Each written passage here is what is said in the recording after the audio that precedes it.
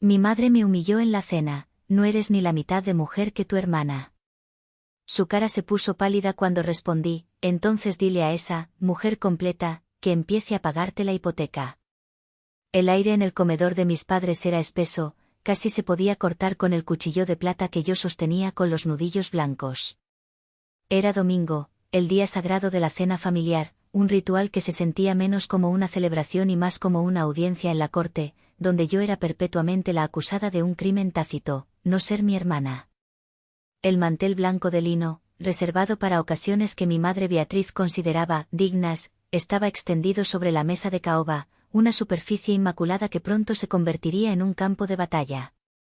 El aroma del mole poblano, la obra maestra culinaria de mi madre, flotaba en el ambiente, una rica y compleja fragancia que no lograba enmascarar el hedor a resentimiento y expectativas no cumplidas. Silvana, mi hermana mayor por 3 años, presidía la mesa como una reina en su corte. A sus 32, había cultivado una existencia de ensueño, tan brillante y superficial como los filtros que usaba en sus fotos de Instagram. Contaba, con gestos amplios y una voz musical, su más reciente triunfo: una marca de té orgánico la había contratado para ser su embajadora de bienestar. «Es que no lo entienden», exclamó, sus ojos brillando con una emoción autocomplaciente. La dueña, una mujer súper espiritual, me dijo que mi energía era exactamente lo que la marca necesitaba para conectar con un público más joven y consciente. Mi energía. Me van a mandar a un retiro de yoga en Tulum para crear contenido. ¿No es increíble? Mi padre, Horacio, que hasta ese momento había estado atacando una pierna de pollo con la concentración de un cirujano, levantó la vista, con la boca llena y una sonrisa de pura admiración.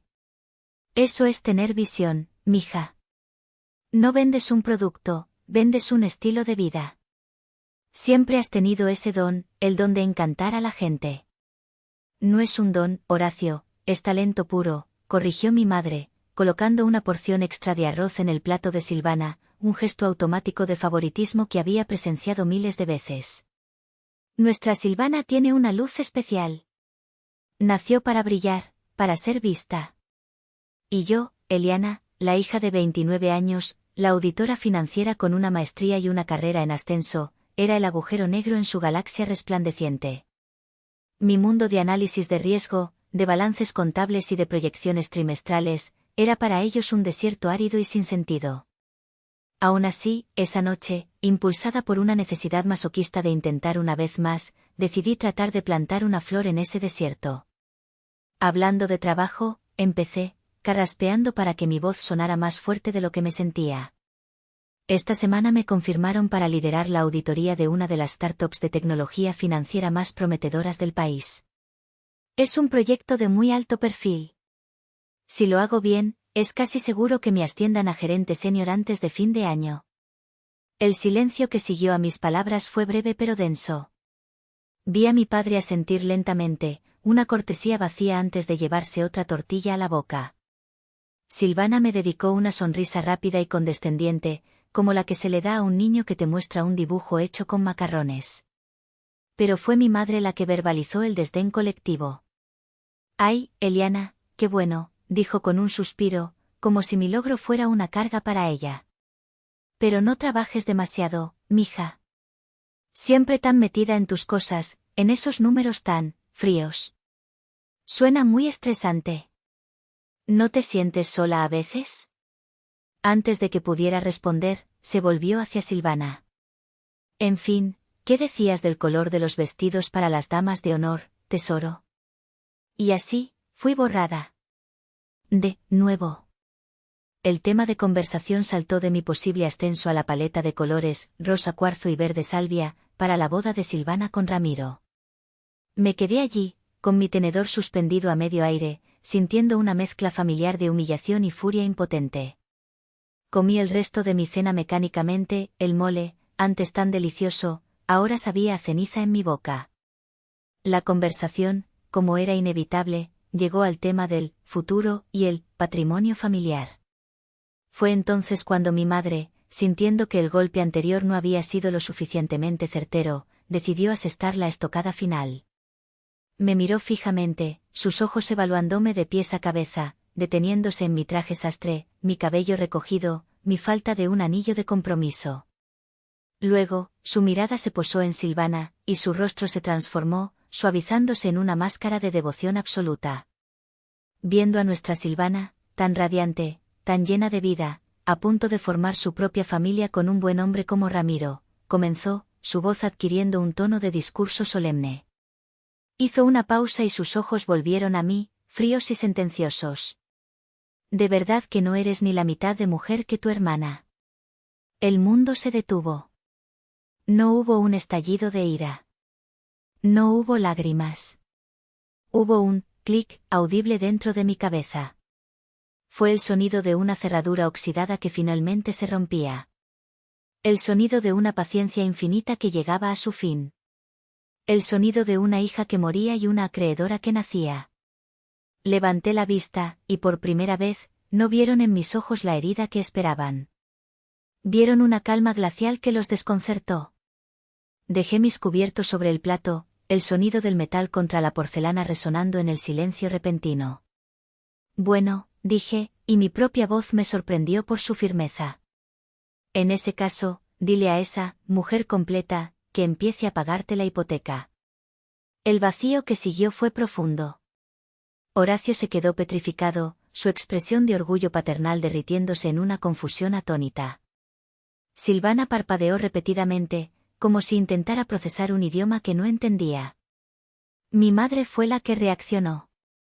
El color desapareció de su rostro, dejando una máscara de cera. Sus labios, pintados de un rojo impecable, temblaron. Abrió la boca, la cerró, y la volvió a abrir, hasta que finalmente logró forzar una pregunta, un susurro tembloroso que contenía el peso de un cataclismo inminente. ¿Hipoteca?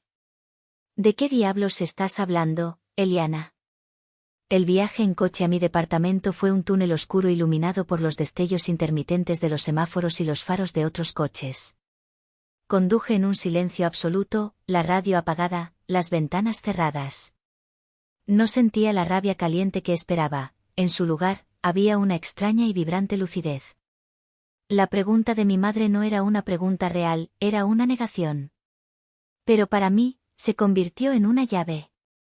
La llave que abría la puerta de mi museo personal, una galería sombría y polvorienta donde coleccionaba los artefactos de mi invisibilidad. Al llegar a mi departamento, mi pequeño refugio de orden y silencio en medio del caos de la Ciudad de México, no me quité el saco. Me dirigí directamente a la cocina, me serví un vaso de agua y me quedé de pie en la oscuridad, dejando que las exhibiciones de mi museo cobraran vida en mi mente. La exhibición principal, justo en la entrada, se titulaba El balcón que nunca fue. Era la más dolorosa porque era un sueño tangible. Durante 2 años, había canalizado toda mi disciplina y mis ingresos extra en una cuenta de ahorros específica. El objetivo, el enganche de un departamento en la colonia Roma Norte.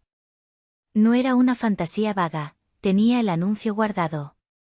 200 metros cuadrados, 2 recámaras, una cocina abierta y un pequeño balcón, perfecto para una hamaca y mis macetas de suculentas. Podía sentir el sol de la mañana en ese balcón.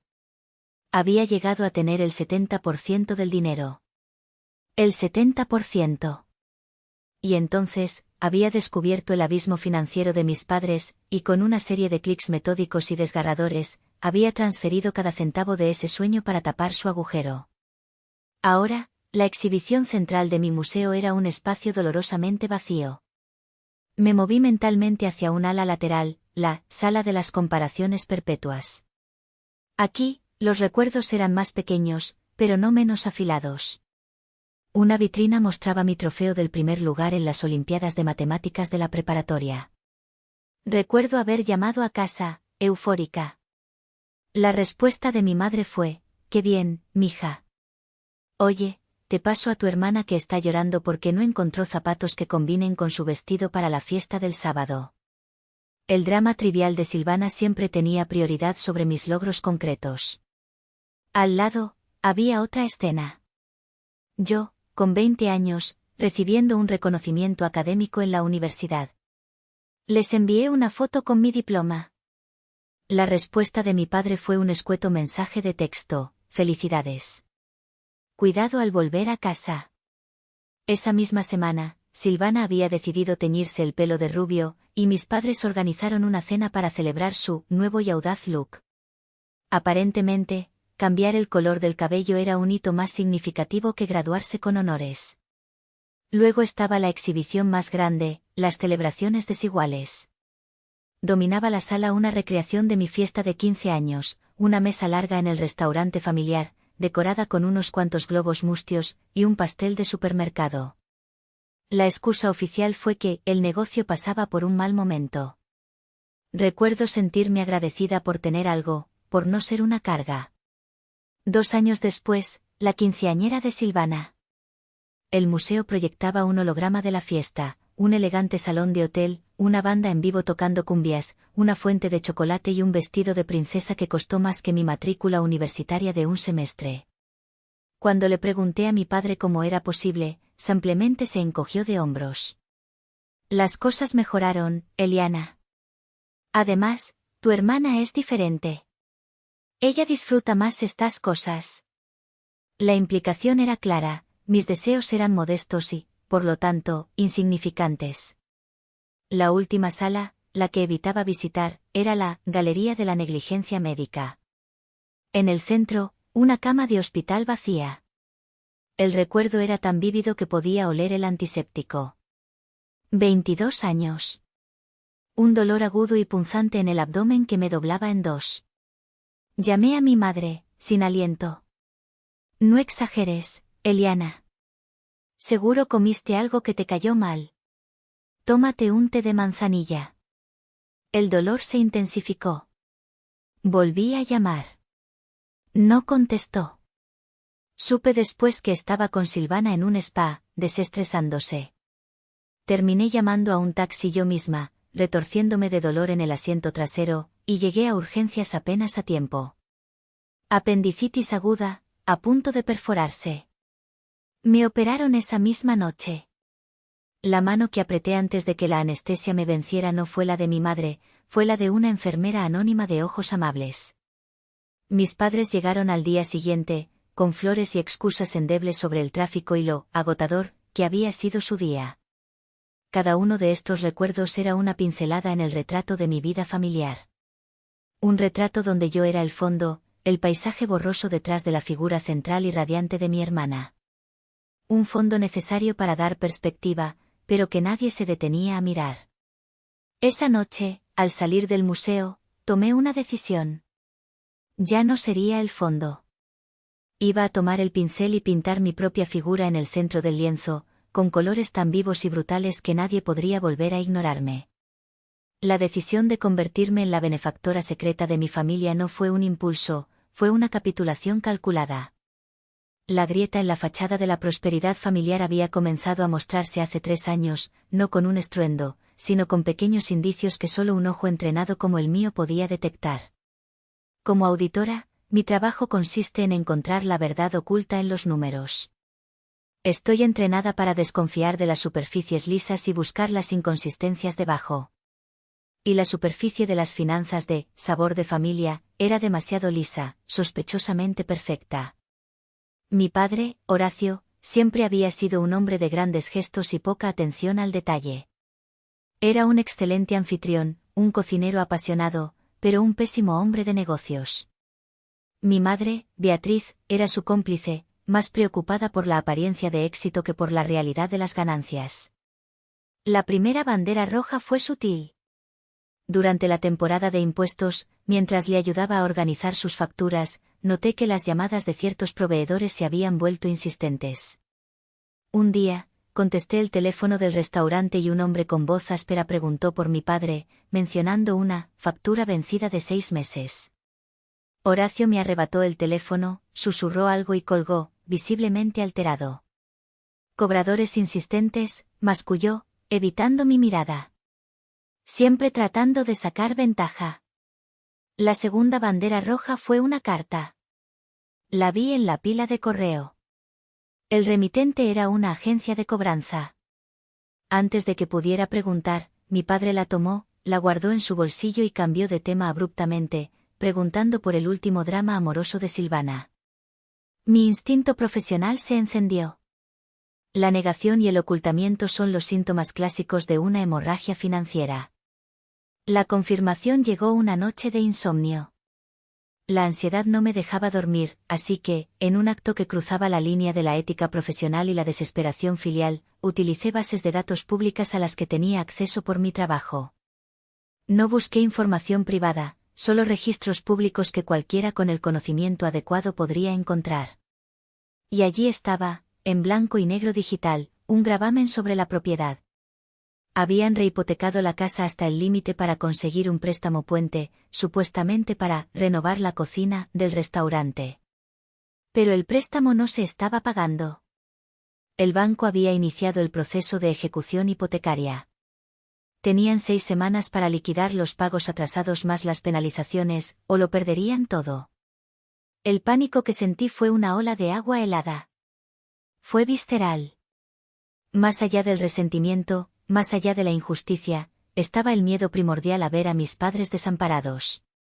La imagen de ellos, de su orgullo hecho añicos, de la humillación pública, era una pesadilla. Durante una semana, viví en un infierno de hojas de cálculo. En una pantalla, tenía los números rojos de mis padres. En la otra, mis propios números verdes, la cuenta de ahorros para mi departamento, mis inversiones modestas, mi plan de jubilación. Creé un modelo financiero, un análisis de costo-beneficio de una decisión imposible. Por un lado, mi futuro, mi independencia, el sueño de mi balcón en la Roma Norte. Por el otro, la supervivencia de mi familia. El debate interno fue una tortura. Una voz me gritaba que los dejara enfrentar las consecuencias de sus decisiones. Era su mala gestión, su favoritismo ciego lo que los había llevado a esto. ¿Por qué debía sacrificar mi futuro por su pasado?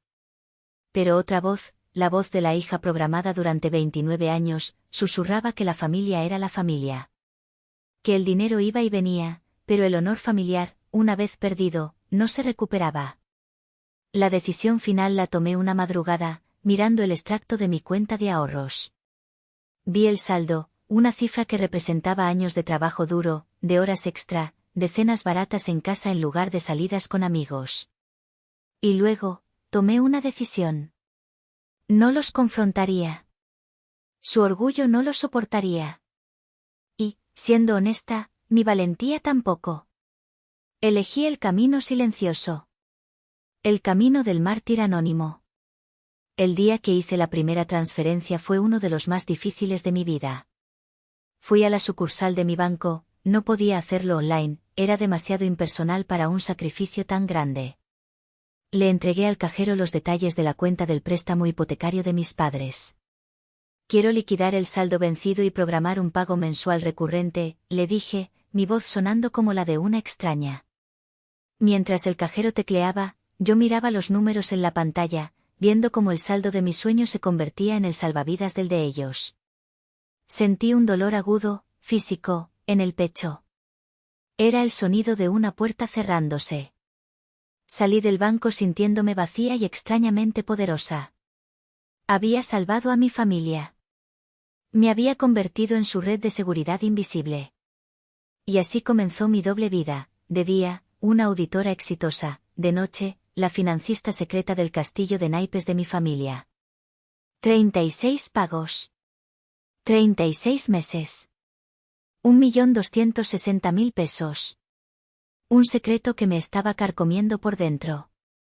Las semanas posteriores a la explosiva cena de la hipoteca se sumergieron en una calma antinatural y espesa. Era como el silencio que sigue a una detonación, cuando el aire todavía vibra pero nadie se atreve a moverse para evaluar los daños. Mi familia, maestra en el arte de la evasión, construyó un muro de normalidad tan rápido y tan alto que casi me hizo dudar de mi propia memoria. Las llamadas de mi madre se reanudaron, pero con una nueva y extraña cautela. Ya no eran monólogos sobre las maravillas de Silvana. Ahora eran interrogatorios sutiles, velados en una falsa preocupación. Hola, mija. Solo llamaba para saber cómo estabas, decía, su voz un poco demasiado dulce. ¿Todo bien en el trabajo?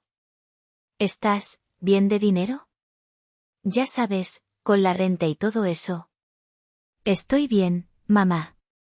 Gracias por preguntar, respondía yo, jugando mi parte en esta farsa. Qué bueno, qué bueno. Porque si alguna vez necesitas algo, sabes que tus padres siempre estarán aquí para ti. Somos una familia, después de todo. La ironía era tan densa que me ahogaba. Ella, preguntándome si necesitaba dinero. Ella, hablándome de apoyo familiar. Cada llamada era una pequeña tortura, un recordatorio de que no buscaban la reconciliación, sino la absolución sin confesión. Querían asegurarse de que la fuente de su milagro financiero no se hubiera secado, sin tener que nombrar nunca al milagro. El primer día del mes siguiente fue mi prueba de fuego. La notificación de la transferencia programada apareció en mi teléfono. Miré el botón de «cancelar» durante lo que pareció una eternidad.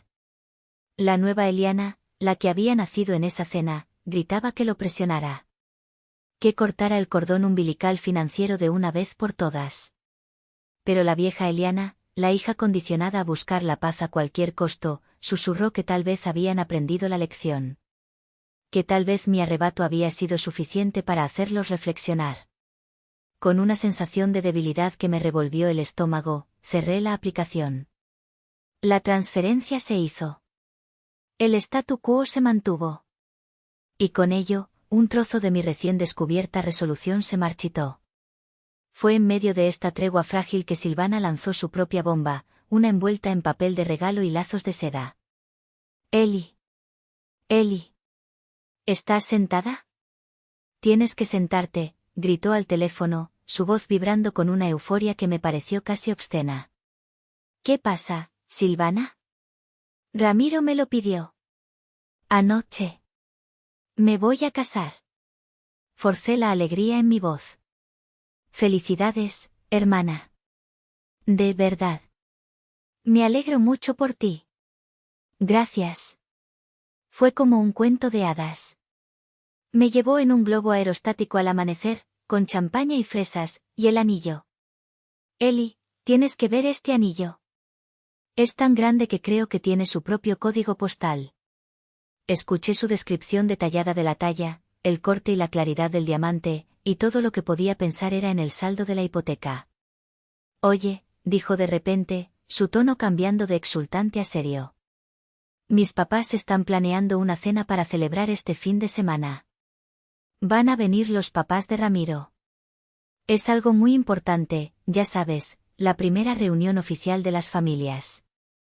Sentí un escalofrío. ¿Una cena? Sí. Y mamá me pidió específicamente que me asegurara de que vinieras.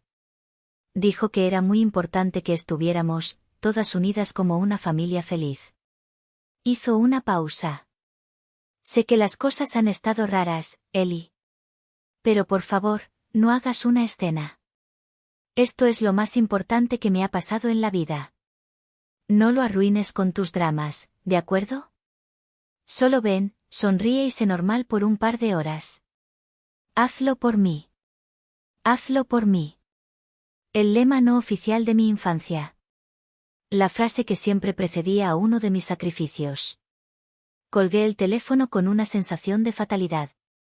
Sabía que debía negarme, que debía protegerme. Pero una parte oscura de mí sentía una curiosidad morbosa. Quería ver el siguiente acto de su obra de teatro. Quería saber cuán profundo era el abismo de su negación. Así que, en contra de mi buen juicio, acepté ir a la cena.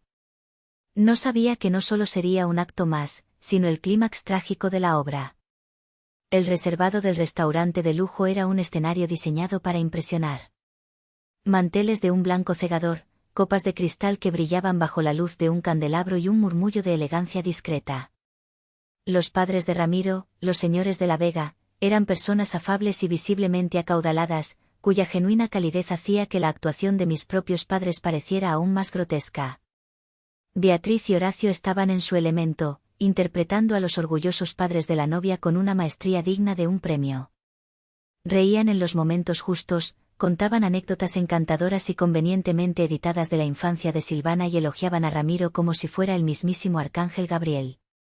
Yo estaba sentada al final de la mesa, una espectadora silenciosa en la primera fila de la farsa de mi familia. Mi papel era simple: sonreír, asentir y ser el contrapunto aburrido que hacía que la estrella de Silvana brillara aún más. La conversación fluía fácilmente, lubricada por un vino caro que yo sabía que no podían permitirse. Se habló de la boda, del lugar, un viñedo en Valle de Guadalupe, por supuesto, de la lista de invitados, del futuro. Fue durante el postre, un volcán de chocolate que parecía demasiado dramático incluso para esta noche, cuando mi padre decidió que era el momento del gran final. Se puso de pie, su rostro enrojecido por el vino y el orgullo. Golpeó su copa con un cuchillo, el sonido claro resonando en el pequeño espacio. Familia, si me permiten un momento. Todas las conversaciones se detuvieron. Señor y señora de la Vega, Ramiro, es un honor y una alegría inmensa darles la bienvenida a nuestra familia. Nuestra hija Silvana siempre ha sido una luz en nuestras vidas, y verla encontrar a un hombre tan maravilloso como tú, Ramiro, nos llena el corazón. Hizo una pausa, mirando a mi madre, quien le devolvió una mirada de puro teatro. Pude ver el guión invisible pasando entre ellos. El matrimonio es la piedra angular de la sociedad, continuó Horacio, su voz adquiriendo un tono pomposo. Y toda piedra angular necesita cimientos sólidos. Beatriz y yo hemos pensado mucho en cómo podemos contribuir a esos cimientos, cómo podemos darles a nuestros hijos el mejor comienzo posible en su nueva vida juntos. Aquí vino. Lo sentí en la boca del estómago, un nudo de hielo y fuego. Por eso, como nuestro regalo de bodas oficial para Silvana y Ramiro, anunció, su voz creciendo en volumen, hemos decidido poner la casa familiar, el hogar donde creció nuestra Silvana y que ha estado en nuestra familia por generaciones, a su nombre. El silencio que siguió fue roto por el jadeo de la señora de la Vega y la exclamación de un "Oh, por Dios", de Silvana, quien se cubrió la boca con las manos en un gesto de sorpresa perfectamente ensayado. Pero el cuchillo no había terminado de girar en la herida. Faltaba el veneno de mi madre. Beatriz se levantó también, colocando una mano sobre el hombro de mi padre, presentándose como un frente unido. Me lanzó una mirada, y en sus ojos no había malicia, sino algo peor, una convicción absoluta en su propia justicia. Creemos firmemente que un hogar necesita una familia de verdad para prosperar, dijo, su voz suave pero cada palabra afilada. Una familia con un hombre y una mujer, con planes de futuro, con hijos. Silvana y Ramiro le darán a esa casa la vida y la estabilidad que se merece. Hizo una pausa y su mirada se endureció sutilmente al encontrarse con la mía. Silvana siempre ha entendido la importancia del patrimonio, de cuidar lo que es nuestro. Es la hija que sabrá continuar con nuestro legado. Fue un asesinato. Un asesinato público y sin sangre de mi valor, de mi sacrificio, de mi propia existencia dentro de esa familia. Me estaban desheredando, no solo de una propiedad, sino del concepto mismo de pertenencia. Y lo estaban haciendo usando el dinero que yo había sangrado en secreto durante 3 años para salvar esa misma propiedad. Era una traición de una magnitud tan cósmica, tan grotesca, que trascendía el dolor. No sentí nada. El dolor era tan inmenso que se convirtió en su opuesto, un vacío absoluto, una calma cristalina. En ese vacío, una sola verdad floreció: se había acabado. Toda obligación, toda lealtad, todo amor filial condicionado, todo murió en ese instante. Levanté mi copa de champaña. La sonrisa que ofrecía a la mesa fue la más genuina que les había dedicado en años. Porque era la sonrisa de una prisionera que acababa de encontrar la llave de su celda. Felicidades, dije, mi voz sonando ligera, casi alegre. Un regalo increíble. Se lo merecen de verdad. Salud. Bebí de mi copa mientras ellos aplaudían, completamente ajenos a la declaración de guerra que acababa de presenciar. Estaban celebrando un regalo. No sabían que también estaban celebrando mi liberación. La noche de la cena de compromiso, el universo me dio 2 regalos. El primero fue la claridad brutal de la traición. El segundo, fue la llamada que hice a las 7 de la mañana del día siguiente. Tío Gaspar, soy Eliana. Necesito verte. Es urgente. Mi tío Gaspar, el hermano menor de mi madre, era el único Rivas con los pies en la tierra. Un contador jubilado, un hombre que creía en los balances y desconfiaba de las emociones. Siempre habíamos tenido una conexión tácita, un respeto mutuo por la lógica en un mar de drama familiar. Nos encontramos en un viejo café del centro, un lugar con más historia que clientes. No perdí el tiempo. Puse mi tablet sobre la mesa de formica y abrí la carpeta que había llamado Proyecto Fénix. Le mostré todo, los estados de cuenta, las transferencias, el aviso de ejecución hipotecaria. Luego, le conté, con una voz desprovista de emoción, lo que había sucedido en la cena de la noche anterior. Gaspar escuchó en silencio, su rostro endureciéndose con cada palabra.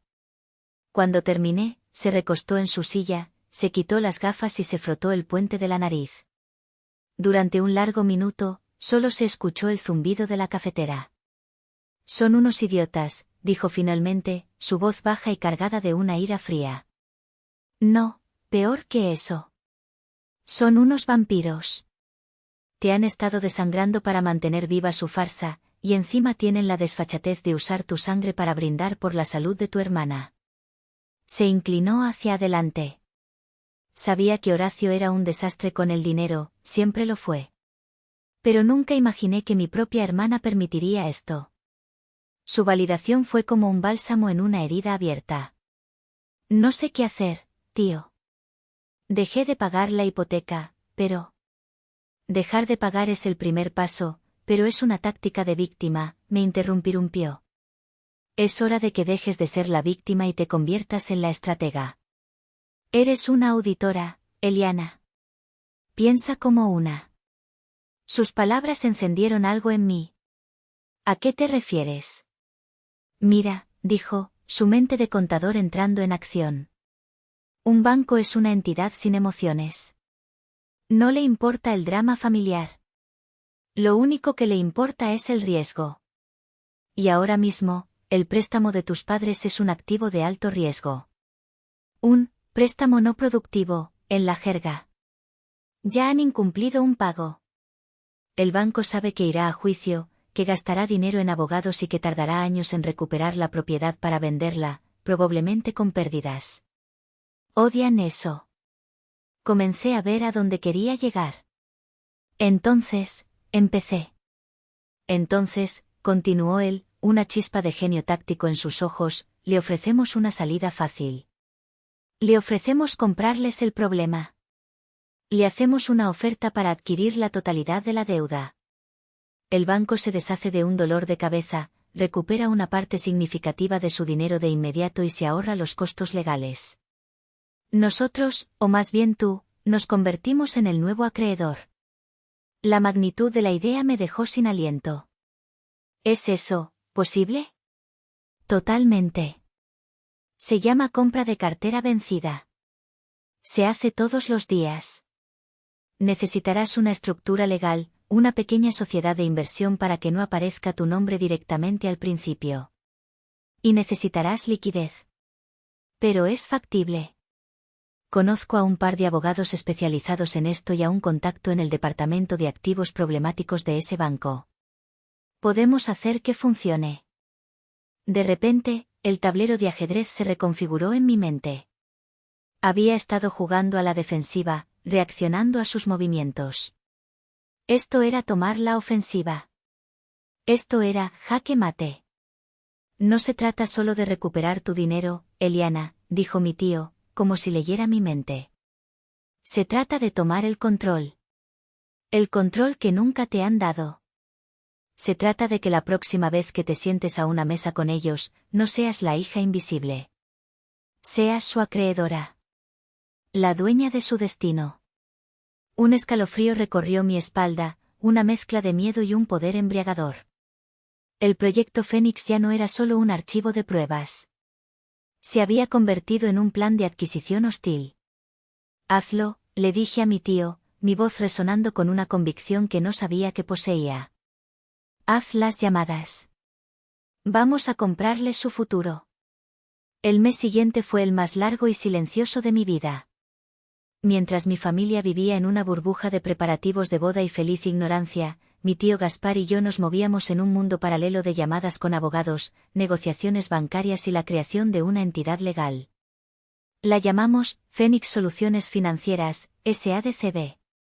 Era mi alter ego corporativo, mi escudo y mi espada.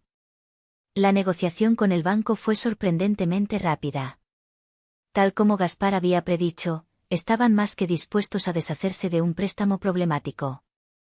Después de un par de semanas de tira y afloja, cerramos el trato, adquirí la totalidad de la deuda hipotecaria, un valor nominal de casi 2 millones de pesos, por un 70% de su valor. Tuve que liquidar una parte importante de mis propias inversiones para reunir los fondos, pero ya no se sentía como un sacrificio. Se sentía como una inversión en mi propia justicia. El día que firmé los papeles finales, sentí un cambio tectónico en mi interior. El documento legal en mis manos era pesado, tangible. Era la prueba de que el poder, finalmente, había cambiado de bando. Ahora, solo tenía que esperar el momento adecuado para revelarlo. Y sabía que ellos mismos me lo proporcionarían. La llamada llegó un martes por la mañana, justo cuando estaba revisando un informe en mi oficina. El identificador de llamadas mostraba, mamá. Respiré hondo y contesté. La voz de Beatriz era un torbellino de pánico apenas contenido. Eliana. Gracias a Dios que contestas. No vas a creer lo que ha pasado. El banco ha vuelto a llamar. Pero esta vez ha sido peor. Fingí confusión. ¿Peor? ¿Qué ha pasado, mamá? Dicen que el préstamo ha sido vendido a una empresa de inversión. Una tal, Phoenix Soluciones. Y que si no nos ponemos al corriente de inmediato, iniciarán el embargo. Esto tiene que ser un error, una estafa. Tu padre está fuera de sí, no para de gritar. No sabemos qué hacer. Mantuve mi voz lo más serena posible. Eso suena muy serio. ¿Han intentado hablar con esa empresa? No tenemos ni un número, ni un contacto. Solo la carta que llegó ayer. Eliana, su voz se quebró, la arrogancia reemplazada por una súplica desnuda. Sé que he sido difícil. Pero eres mi hija.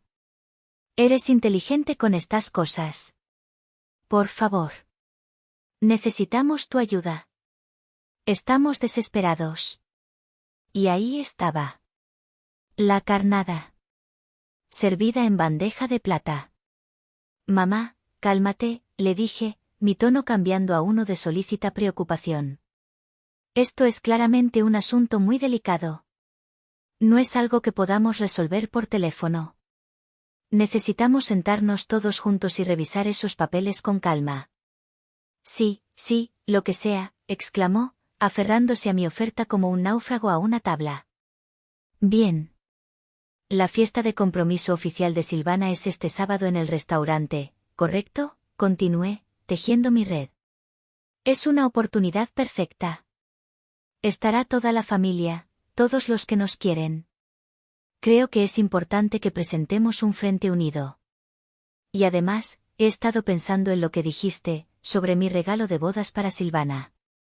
¿El regalo? Preguntó, confundida. Sí. He decidido darles mi regalo esa noche.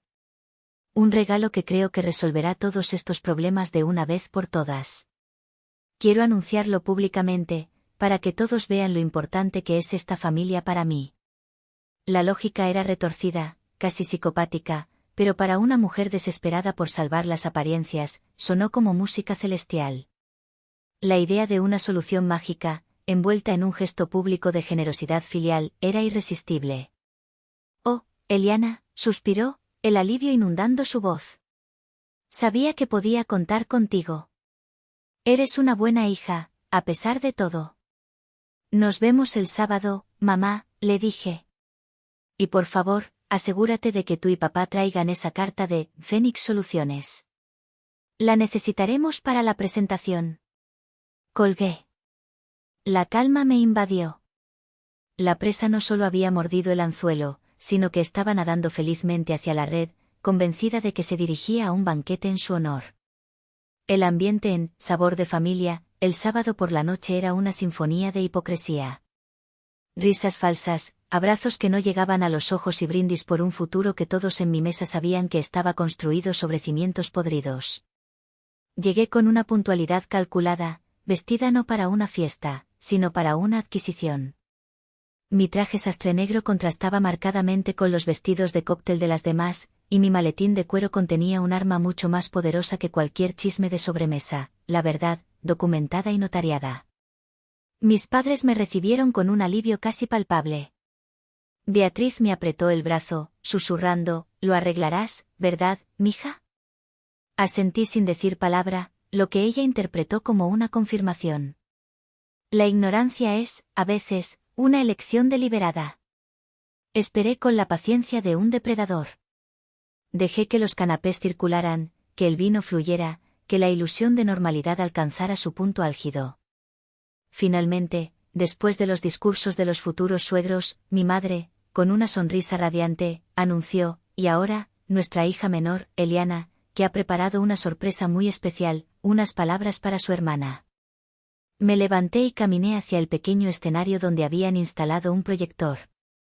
Conecté mi laptop, la pantalla cobrando vida ante un público expectante.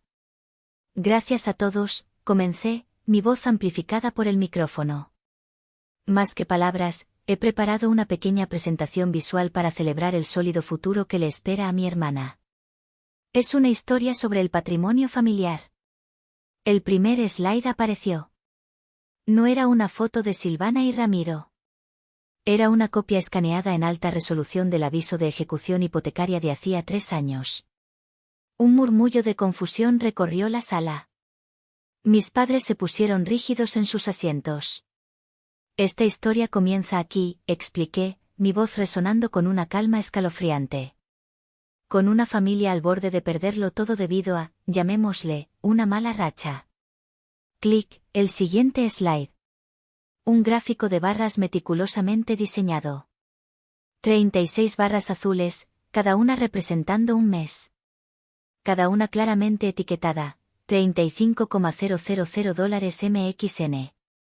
Y en la leyenda del eje X, una sola frase, pagos mensuales de la hipoteca familiar. Fuente de los fondos, Eliana Cerribas. El murmullo se convirtió en un silencio atónito. Podía sentir docenas de ojos saltando de la pantalla a mis padres y de vuelta. Clic, el tercer slide. Un número. Solo un número, en una fuente enorme y negra sobre un fondo blanco. $1, 260,000 MXN. Debajo, una leyenda, total de mi inversión, no solicitada en el patrimonio familiar, 2022 a 2025. Y una postdata, el error del banco, de este mes, mamá, fue que la inversora decidió cerrar el grifo. La cara de mi madre era un poema de horror. Silvana me miraba con los ojos desorbitados, la boca entreabierta. Fue mi padre, Horacio, quien finalmente explotó. Se levantó de un golpe, su silla casi cayendo hacia atrás. «Basta ya», gritó, su rostro congestionado por la rabia y la vergüenza. «Esto es un asunto privado. Una humillación pública. ¿Quién te crees que eres? No necesitamos tu sucia caridad. Nosotros nos haremos cargo de nuestras propias deudas con el banco. Arreglaremos esto nosotros mismos». Dejé que su rabia llenara la sala. Dejé que todos escucharan su negación desesperada. Dejé que se hundiera él solo en el hoyo que había cavado. Cuando terminó, jadeando, el silencio volvió, más pesado que antes. Me acerqué al micrófono de nuevo. «Tienes razón en una cosa, papá», dije, mi voz bajando a un tono íntimo y letal que, sin embargo, llegó a cada rincón de la sala. «Ya no pueden tratar con el banco». Clic, el slide final. No era un gráfico, sino una copia de la carta que mis padres habían recibido. El logo de Fénix Soluciones Financieras era claramente visible. Y debajo, una copia del contrato de cesión de deuda. «Porque verán», continué, dirigiéndome ahora a toda la audiencia. Como mi regalo de bodas para mi hermana, y para asegurar que el patrimonio familiar esté en buenas manos, decidí hacer una inversión final. Hace 2 semanas, mi empresa, Phoenix Soluciones, compró la totalidad de la deuda hipotecaria de mis padres. Hice una pausa, permitiendo que la onda de choque recorriera la sala. Vi la comprensión, seguida de un terror puro, inundar los ojos de mi padre. Vio la trampa cerrarse sobre él. Así que no, papá. No puedes arreglarlo con el banco, terminé, mi voz apenas un susurro. Porque el banco, ahora, soy yo. La próxima mensualidad se me paga a mí. Apagué el proyector. La oscuridad de la pantalla pareció tragarse toda la luz y el aire de la habitación. Felicidades a los novios, dije, alejándome del micrófono. Espero que disfruten la fiesta. La fiesta implosionó. No hubo una estampida hacia la salida, sino una lenta y agonizante desintegración social. El tejido de las apariencias, tan cuidadosamente tejido por mi madre durante décadas, se deshizo hilo por hilo, en tiempo real, ante una audiencia cautiva. Los primeros en moverse fueron los de la Vega. Con la discreción de diplomáticos huyendo de un golpe de estado, se levantaron, se acercaron a mis padres y ofrecieron excusas vagas sobre un viaje temprano. No me miraron, pero tampoco miraron a sus anfitriones a los ojos. Vi al señor de la Vega poner una mano firme en el brazo de Ramiro, un gesto de retirada inequívoco. Ramiro, pálido y confundido, le dirigió una última mirada a Silvana, una mirada no de amor, sino de reevaluación de riesgos, y se fue con sus padres. La alianza estratégica entre las familias había sido disuelta. Silvana se quedó de pie, abandonada en medio de la sala. Su rostro, antes radiante, era una máscara de devastación. Las lágrimas silenciosas trazaban surcos en su maquillaje perfecto. No corrió a consolar a nuestros padres. No vino a enfrentarme a mí. Simplemente se dio la vuelta y caminó hacia la salida, una princesa huyendo de su propio castillo en ruinas. Mis padres permanecieron sentados en su mesa, convertidos en el epicentro de un desastre social. Beatriz miraba al frente, su mirada vacía fija en la pared, como si pudiera ver a través de ella el futuro de chismes y miradas de lástima que le esperaba. Horacio se había desinflado. La rabia había sido reemplazada por una derrota gris y absoluta. Parecía un hombre que acababa de apostar todo lo que tenía y lo había perdido. El resto de los invitados, parientes y amigos, se encontraron en un purgatorio social. Algunos, los más leales a mis padres, me lanzaban miradas de odio puro. Otros, especialmente los primos de mi edad que siempre habían intuido la dinámica tóxica, se acercaban a mí con susurros de apoyo. Ya era hora, me dijo una prima. Bien por ti. Mi tío Gaspar fue mi ancla en medio del caos. Se acercó con 2 copas de vino. Fue una masacre, dijo, entregándome una. Pero una masacre necesaria. No me siento como una vencedora, admití, el vino sintiéndose amargo en mi garganta. No lo eres, respondió él. Eres una superviviente. Hay una diferencia. Observamos juntos cómo el restaurante se vaciaba, dejando a mis padres solos en su mesa, rodeados de flores y restos de una celebración que ahora parecía un funeral. No sentí triunfo. No sentí pena. Sentí el vacío profundo y resonante de un final. La guerra había terminado. Había ganado. Y ahora tenía que aprender a vivir en el silencio del campo de batalla. Una semana después, la rendición fue formalizada. Nos reunimos en la impersonal sala de juntas de la oficina de mi abogado. El aroma a cuero y café caro contrastaba con el olor a derrota que emanaba del otro lado de la mesa de caoba pulida. Mis padres parecían extraños, figuras disminuidas bajo la luz fluorescente. Silvana no vino. Mi abogado, un hombre eficiente y sin sentimentalismos, expuso los hechos. Phoenix Soluciones Financieras, como actual titular del crédito hipotecario, está aquí para discutir los términos del incumplimiento de pago. Fue mi madre quien habló primero, en un último intento de apelar a un vínculo que ya no existía. Eliana, esto es una locura. Somos tu familia. Entiendo que estés enfadada, pero podemos arreglar esto. Pondremos tu nombre en las escrituras. Mitad y mitad. Es lo justo. La miré, y por primera vez, no vi a mi madre, sino a una extraña tratando de negociar desde una posición de debilidad. La justicia no es algo que puedas ofrecer ahora, mamá. Y esa oferta llega 3 años y 1.260.000 pesos tarde, respondí, mi voz tranquila. Ya no quiero ser dueña de esa casa. Ser dueña de esa casa significa estar atada a ustedes. Y yo he venido aquí a cortar las ataduras, no a reforzarlas. ¿Entonces qué quieres?, preguntó mi padre, su voz apenas un susurro. ¿Quieres vernos en la calle? ¿Es esa tu venganza? Mi venganza fue la fiesta de compromiso. Esto, dije, señalando los documentos que mi abogado tenía preparados, es negocios. No quiero verlos en la calle. Quiero lo que es mío. Quiero que me devuelvan mi futuro. Mi abogado deslizó 2 carpetas sobre la mesa. Tienen 2 opciones, explicó con voz neutra. La opción A es la liquidación total. Ponen la casa y el restaurante en venta en un plazo de 90 días. Con los beneficios, se liquida la totalidad de la deuda con mi cliente. Cualquier remanente es suyo. ¿Vender la casa?, jadeó mi madre. La opción B, continuó el abogado, imperturbable, es la reestructuración. Firman un nuevo contrato de préstamo directamente con Fénix Soluciones. Se establecerá un plan de pagos mensuales, a una tasa de interés de mercado justa pero firme.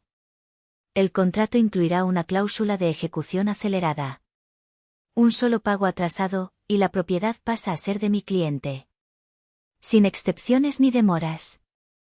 Les dimos una semana para que lo discutieran con su propio abogado. Eligieron la opción B. El orgullo, al parecer, era más valioso que la libertad financiera. Prefirieron la servidumbre de una deuda conmigo a la humillación pública de una venta forzada. Han pasado 6 meses. Cada primer día de mes, una transferencia puntual llega a la cuenta de Fénix Soluciones. Con los primeros pagos, di el enganche para mi departamento en la Roma Norte. Cumplí mi sueño. Estoy escribiendo estas últimas líneas desde mi balcón. El sol de la tarde se filtra entre las hojas de mis suculentas. Hay una paz aquí que nunca antes había conocido. Es la paz de la soberanía. Mi relación con mi familia es ahora un estado de cuenta. Un recordatorio mensual de la transacción que redefinió nuestras vidas. Silvana canceló la boda. Al parecer, la familia de Ramiro no estaba interesada en unirse a un linaje con una deuda tan grande y un escándalo tan público. Ella se mudó a otra ciudad, buscando un nuevo comienzo. A veces me pregunto si alguna vez entenderá el papel que jugó en todo esto. He recuperado mi dinero, mi independencia y mi futuro. Pero para hacerlo, tuve que convertirme en algo que nunca pensé que sería, la villana de la historia de mis padres. La fría ejecutora. La dueña de su deuda. Para recuperar mi futuro, me convertí en la dueña de su pasado. Tomé el control absoluto, pero hay noches, aquí en el silencio de mi balcón, que la pregunta regresa, susurrando en la brisa de la ciudad, ¿me convertí en aquello que tanto odiaba, o simplemente hice lo que tenía que hacer para sobrevivir?